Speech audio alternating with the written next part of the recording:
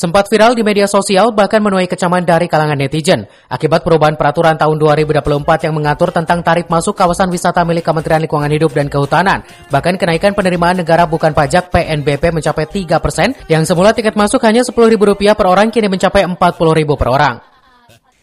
Kenaikan harga tersebut sontak viral di media sosial. Terpantau Selasa siang kawasan tempat wisata yang ramai dikunjungi wisatawan terlihat sepi pengunjung. Wisatawan tidak keberatan akan kenaikan harga tiket masuk TNGHS, namun akses infrastruktur dan sarana prasarana serta fasilitas kenyamanan tetap diperhatikan. Terlihat jalan masih rusak di areal tersebut.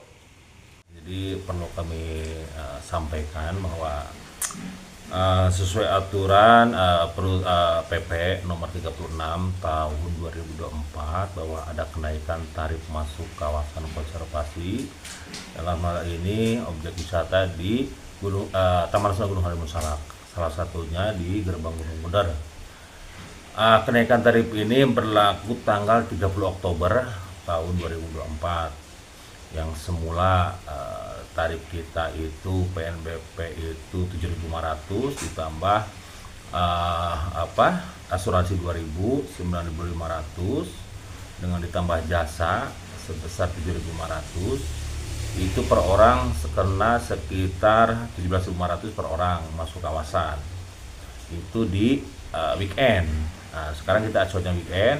Dengan PP 36 ini kenaikan PNBP kita dari pemerintah ini sekarang 30.000, ditambah asuransi 2.000, ditambah jasa wisata, layanan wisata termasuk pemeliharaan dan segala macam di lokasi itu sebesar 8.000. Jadi total orang ini masuk kawasan objek wisata Gunung Bunder dan GSE 40.000 per orang.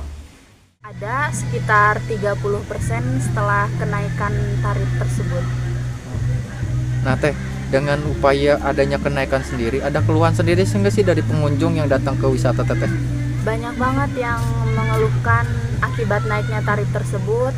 Mereka mengeluhkan kenapa tarifnya naik, tapi fasilitas tidak dilengkapi, bahkan jalan pun tetap rusak. Harapan saya terhadap pemerintah, jikalaupun tarifnya memang tidak bisa turun, harapannya fasilitas umum dilengkapi, jalan diperbaiki, intinya fasilitas lengkap aja.